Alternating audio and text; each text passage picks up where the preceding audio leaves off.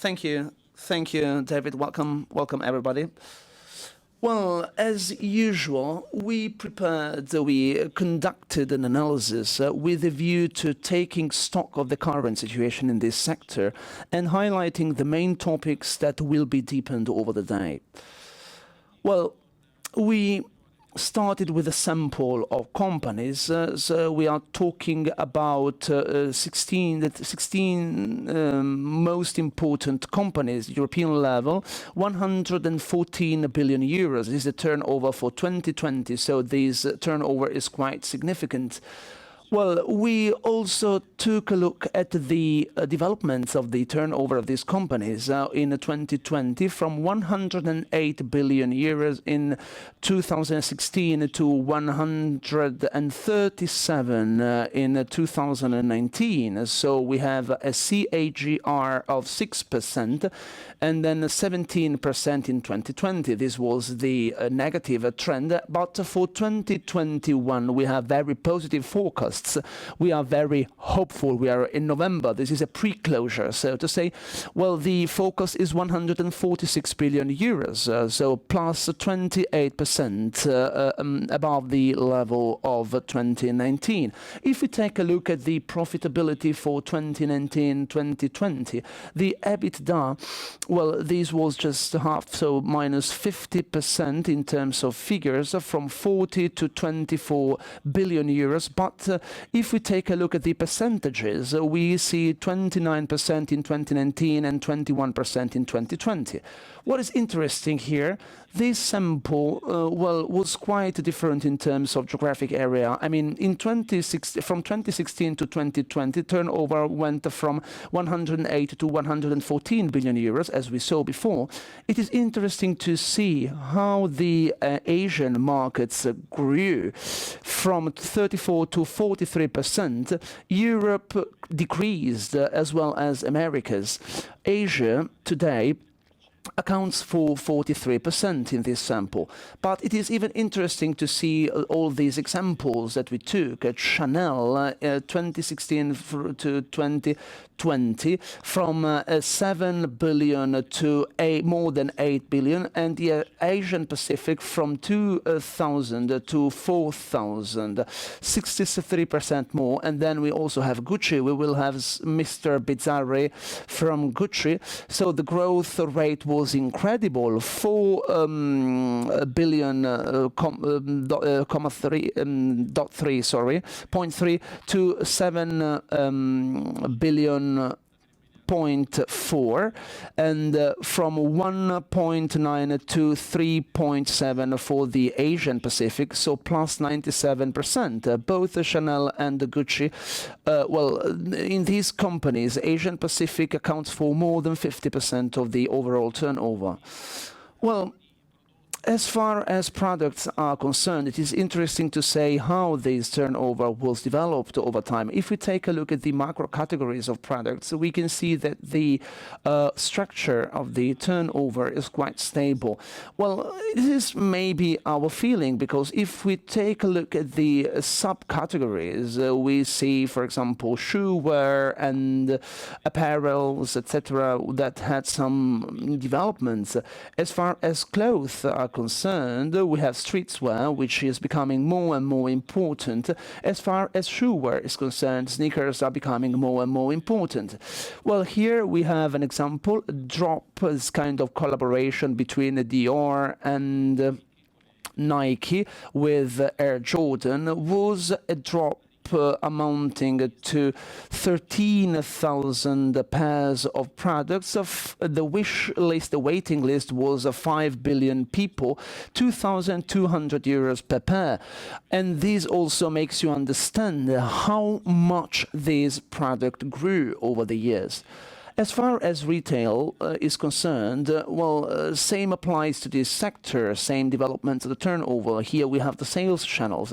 If we take a look at 2016 and 2020, we have a difference in terms of retails from 64 to 75%, the wholesale which decreased 35 to 24, and then we also have the online sector, which is the main reason for this change. change from 1% up in 2016 up to 8% in 2020.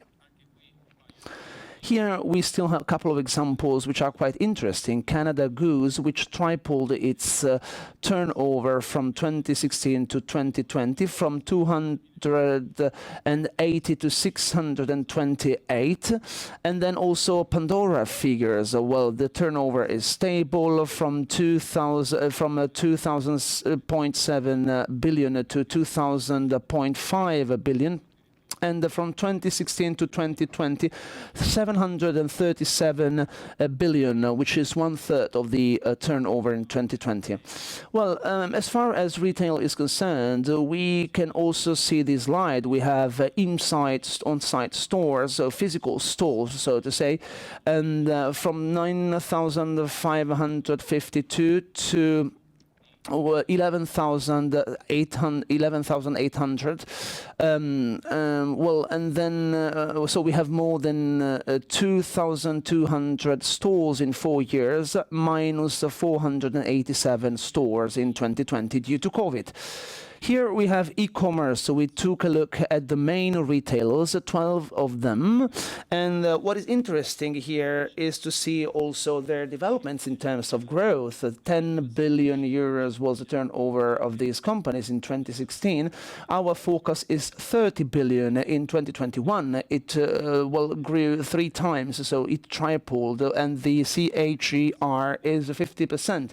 We are at the Borsa, at the Italian Stock Exchange, so we can also talk about all these assets that we have on the stock exchange. 59 in total, 26 in Europe, 24 in the US, and 9 in Asia.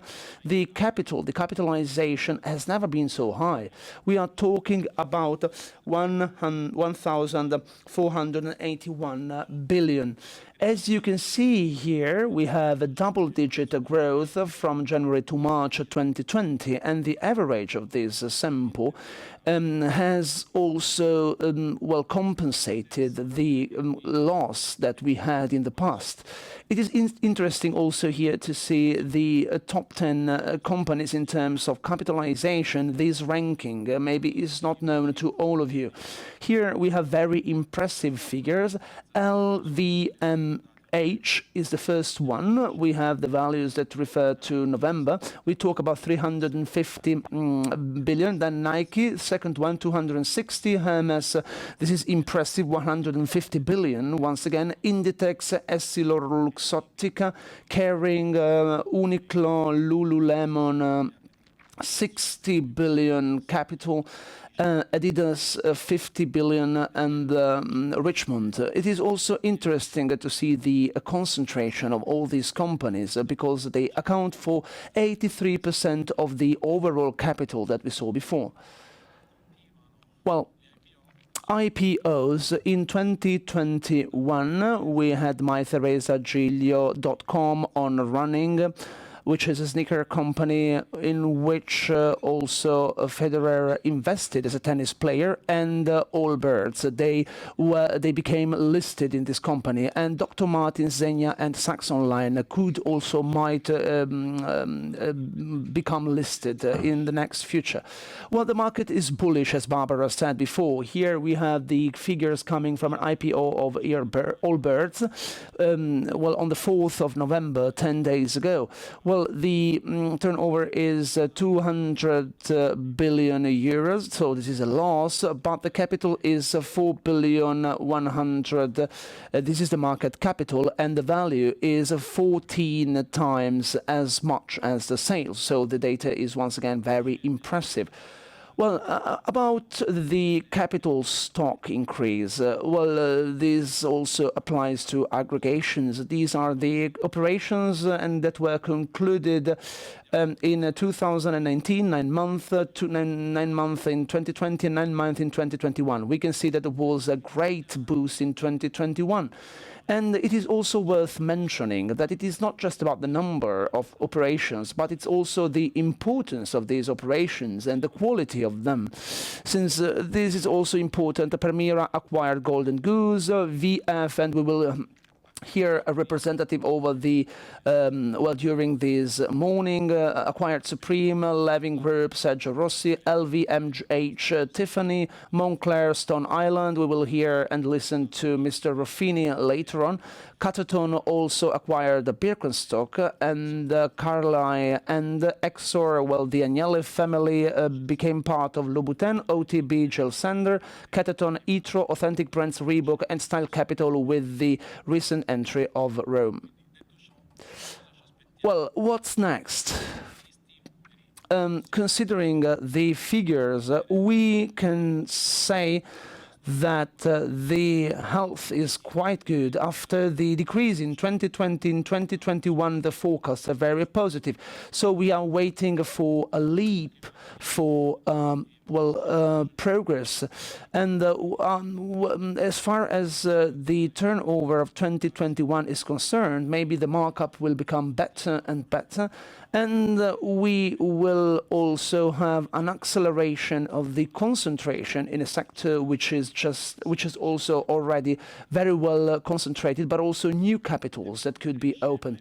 Well, it's true that everything is growing, but it's also true that it never stops developing itself. I mean, there is a development of all these players, and in our opinion, the main challenge that they have to address is the change in terms of customer base.